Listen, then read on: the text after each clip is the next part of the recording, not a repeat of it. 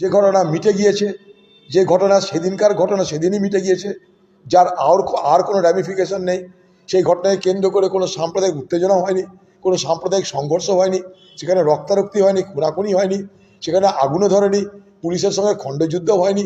প্রতিবাদ একটা নিশ্চয়ই হয়েছে, সেই প্রতিবাদটা হয়েছে তাদের সে ক্ষোভ উগরে দেওয়ার কারণে।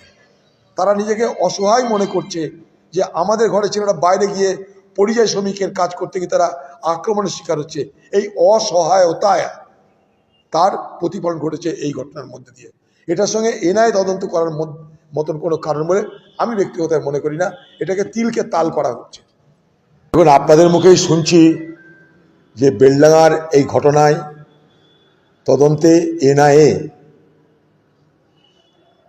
তারা দায়িত্ব নিচ্ছে। এনআইএর কাছে কেউ দাবি করেছে এমন কথা আমার জানা নাই, যে এনআইএ করতে হয় বলে হাইকোর্টেও সুপ্রিম কোর্টে কেউ গেছে বলে জানি না। হয়তো এমন হতে পারে যে এনআইএ সুমোটো নিজে থেকেই এই ঘটনা তদন্ত করার ভাবনা চিন্তা করেছে এবং নিয়েছে।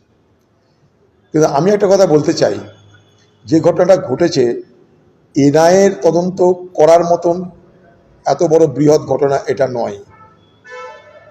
সাধারণ মানুষ, গ্রামের পরিযায়ী শ্রমিক বাইরের রাজ্যে বিপদে পড়েছে, মারা গেছে, তাদের মনে হয়েছে এটা মেরে দেওয়া হয়েছে, খুন করা হয়েছে, কারণ এরকম ঘটনা আগে মুর্শিদাবাদে ঘটেছে।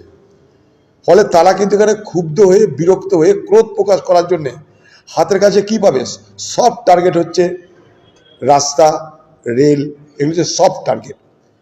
তারা সেখানে গিয়ে কিন্তু বিক্ষোভ করতে গেছে, ক্রোধ তাদের আছড়ে পড়েছে।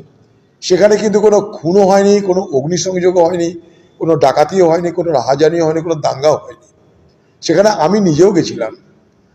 হ্যাঁ, হয়তো বন দীর্ঘস্থায়ী হয়েছে, অবরোধ হচ্ছে দীর্ঘস্থায়ী হয়েছে, সেটা এখানকার পুলিশের ব্যর্থতা, এখানকার প্রশাসনের ব্যর্থতা, এখানকার সরকারের ব্যর্থতা। তাদের সঙ্গে কেউ আলোচনা করতে গেলে এ বন 5 ঘন্টা 6 ঘন্টা অবরোধ থাকতো না। তাদের সঙ্গে যদি ঠিক মতো আলোচনা করতে তাহলে এই অবরোধ 5 ঘন্টা 6 ঘন্টা স্থায়ী হতো না। সেখানে পুলিশের সঙ্গে কোনো খণ্ডযুদ্ধ হয়নি, সেখানে কোনো গুলিগোলাও চলেনি, সেখানে কাঁদানে গ্যাসও ছোড়া হয়নি। কিন্তু একটা অবরোধ হয়েছিল, অবশ্যই হয়েছিল, কারণ প্রশাসন বলছে অবরোধ তুলতে প্রশাসন কোনো উৎসাহ দেখায়নি। আর যারা অবরোধকারী তারা বলছে চালিয়ে যাই আমরা। তার মধ্যে কিছু মিসক্রিয়েন্ট, কিছু বদমাস যারা যে কোনো সময় সুযোগের সদ্ব্যবহার করে, তারা সাংবাদিকদের উপর আক্রমণ শোনায়, সাংবাদিকদের উপরে হামলা করে, সাংবাদিকদের মারধর করে। এই সাংবাদিকদের মারধর করার ব্যাপারটা ঘটেছে শুধুমাত্র পুলিশের উদাসীনতার কারণে। পুলিশ দাঁড়িয়ে থেকে সেই সাংবাদিকদেরকে মার খাইয়েছে। তাই যদি এনআইএ তদন্ত করতে গেলে পুলিশের বিরুদ্ধে করে এখানকার পুলিশ আধিকারিক যারা দায়িত্বে ছিল তাদেরকে কৈফিয়ত তলব করা উচিত বলে আমি মনে করি। কিন্তু এনআইএ তদন্তের নামে ইউএপি এর নাম মতন এক ভয়ঙ্কর কেসে এখানকার সাধারণ মানুষকে জড়িত করে এখানে তিলকে তাল করার চেষ্টা করা হচ্ছে বলে আমি মনে করি। মানে বলে না যে making mountain out of molehill, তিলকে তাল করা হচ্ছে বলে আমি মনে করি। যে ঘটনা মিটে গিয়েছে, যে ঘটনা সেদিনকার ঘটনা সেদিনই মিটে গিয়েছে, যার আর কোনো র্যামিফিকেশন নেই, সেই ঘটনাকে কেন্দ্র করে কোনো সাম্প্রদায়িক উত্তেজনা হয়নি, কোনো সাম্প্রদায়িক সংঘর্ষ হয়নি, সেখানে রক্তারক্তি হয়নি, খুনাখুনি হয়নি, সেখানে আগুনও ধরেনি, পুলিশের সঙ্গে খণ্ডযুদ্ধ হয়নি। প্রতিবাদ একটা নিশ্চয়ই হয়েছে, সেই প্রতিবাদটা হয়েছে তাদের সে ক্ষোভ উগরে দেওয়ার কারণে।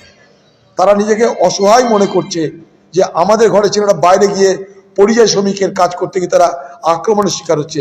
এই অসহায়তায় তার প্রতিফলন ঘটেছে এই ঘটনার মধ্যে দিয়ে। এটার সঙ্গে এনআইএ তদন্ত করার মতন কোনো কারণ বলে আমি ব্যক্তিগত মনে করি না। এটাকে তিলকে তাল করা হচ্ছে।